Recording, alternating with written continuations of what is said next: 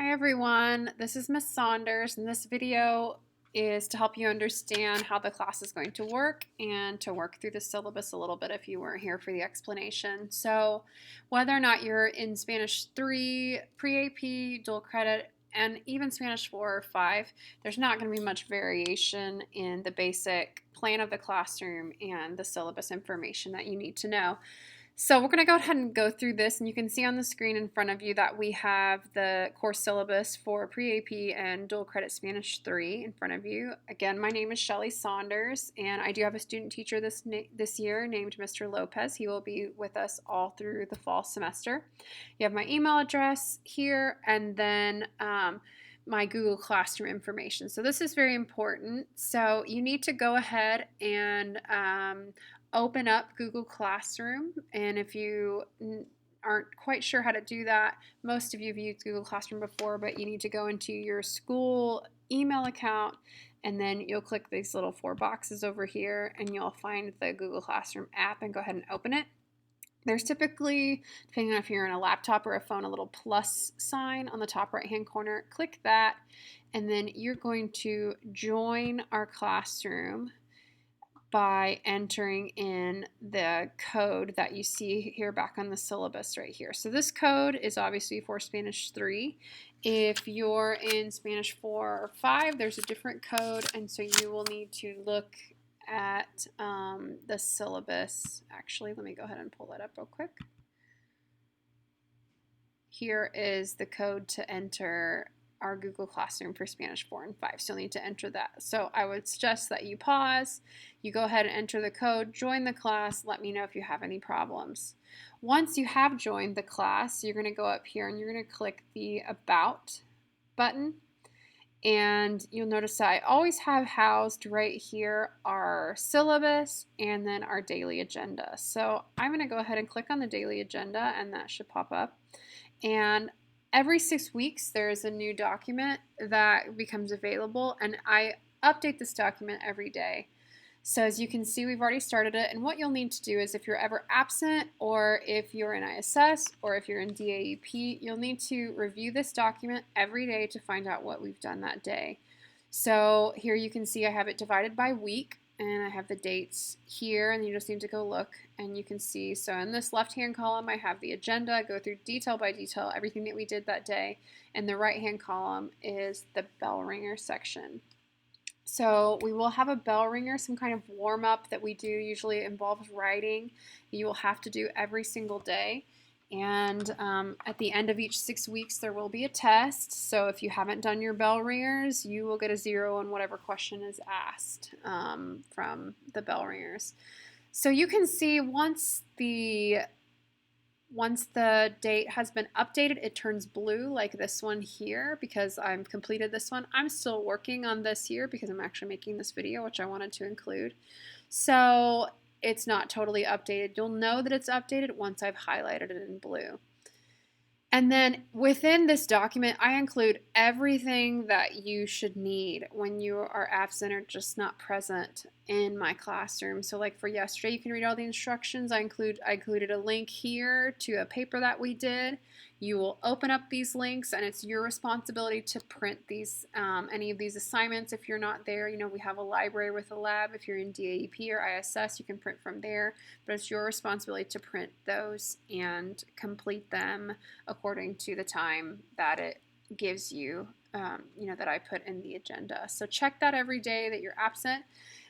If you're not keeping up with your absent or makeup work, that is your choice and your responsibility. And because this is a college level course, I am not going to chase you down to get your makeup work, so make sure that you are keeping up with that on your own.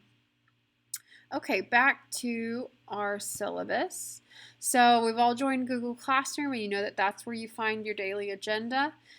You also need to, and I would just do this in your phone, save my Google Voice number. So this is not my personal number. This is a number when I have students periodically call in and leave me messages in Spanish, and I listen to the messages and grade them. So in your phone, under Contacts, you need to save this number here, the 254307 number, under the Contact Spanish class, and put that in English so that we can all find it quickly and together when we do use that feature. So if you haven't done that, go ahead and pause. It's the same for Spanish 3, 4, 5, so there's no difference there, and enter that in your contacts in your phone. The next thing that you'll need to do is join our Remind group. So this is the Remind code for Spanish 3. If you want to pause there for a second, I'm going to go over to Spanish 4 syllabus. Here is the code for Spanish 4 and 5. So you can pause or go back if you need to get those, but definitely join our Remind group. Our settings have changed. You cannot text me back under Remind, so if you need to contact me by email. Okay, back to Spanish 3 syllabus. Okay, so I am actually only part-time this year, which means I'm only here through 5th period, and therefore my action class is my conference period, so it's the only time that I have to plan and to organize for the week.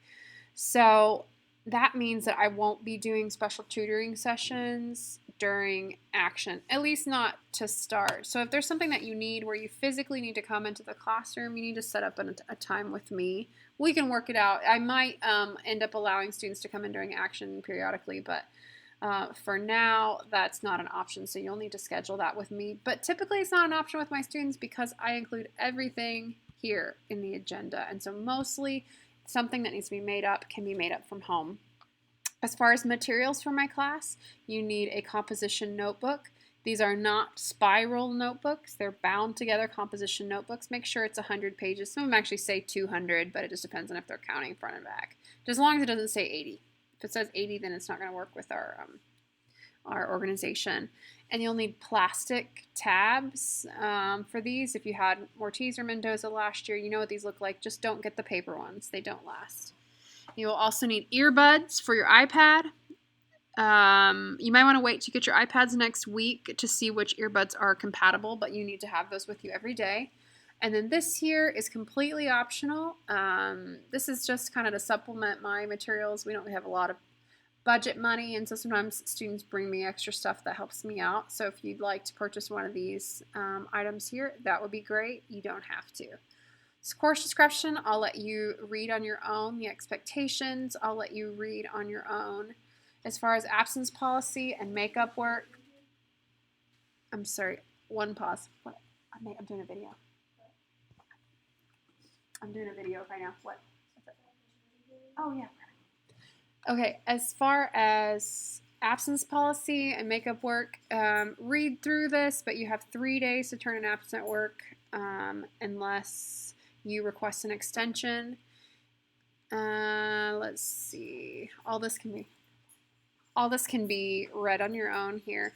Parental communication. So because this is a college level course, especially if you are enrolled in dual credit, I am actually legally not allowed to communicate with your parents about your grade.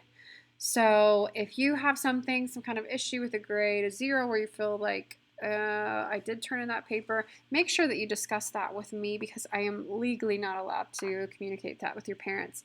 If you're not in dual credit, I still encourage you to be assertive and come communicate any issues you have, whatever it is, with me first. And I do have a policy that if a parent emails me about an issue that you yourself have not yet addressed, then I'm going to say, okay, great, please send your student to me, because it's important for me that you communicate with me directly before I respond to whatever the question is that your parent has. Now, if it's something really important and it's something that you're embarrassed to talk to me about, that is not what I'm talking about. I'm just talking about little issues that like grading issues. That's absolutely your responsibility to talk to me about it first before your parent talks to me about that. Academic integrity, basically it's just stating that if you cheat at all, whether it's a little bit or a lot, you will get a 0 and I will turn it in, which usually results in 1 to 3 days of ISS. Evaluation, that's pretty standard. Now, participation is a little bit different in a foreign language class versus a regular education class, and participation is very important. So every 6 weeks, you will start out with a 70 in my class, and you have the opportunity to earn your way up to 100, and honestly, you can lose points down from that 70. So you can go up and down throughout the 6 weeks. So every time that you speak, whether it's voluntarily or I call on you in the class, you have the opportunity to gain points. So this kind of explains, if you just answer with a one word, that's fine, but you're probably only going to get 1 point. But if you answer with something more extensive, something well thought out, so, long, complete sentences, or just the content of your answer is very intelligently presented, then you can get up to 5 points each time that you participate. Oftentimes, when students are having small conversations in the classroom, and even when they're not required to in Spanish and I hear it, I write those things down. I'm always paying attention to give you every opportunity you have to earn more points. So read through all that. If you have extensive absences or if you are in DAEP, there is an alternative solution that I will have to getting those participation points, because obviously you're not here. And so there's actually an online program that you'll be completing, and I'll send you information about that if you are in DAP, and you'll earn your points that way. So you'll get more information from me, and I will link that in to the agenda within the next day or two. As far as, okay, how am I going to deal with this participation grade? This is just basically the most important thing. This section is saying that a lot of times your dual credit grade and your Stephenville High School grade can be different. So expect that to happen. It just depends on how things are organized within the course. Here I have some of the novels we'll be working on this semester, and then our testing requirement. Tomorrow in class, I'm going to explain extensively the difference between dual credit and pre-AP or the AP route. And so we'll go over that further tomorrow, and then I'll probably end up making another video there, or at least linking my document into the agenda. So most importantly, get these 3 things taken care of electronically, and then check the agenda every day when you're absent. If you have any questions, feel free to email me or talk to me in class, and we'll see you soon. Hasta luego.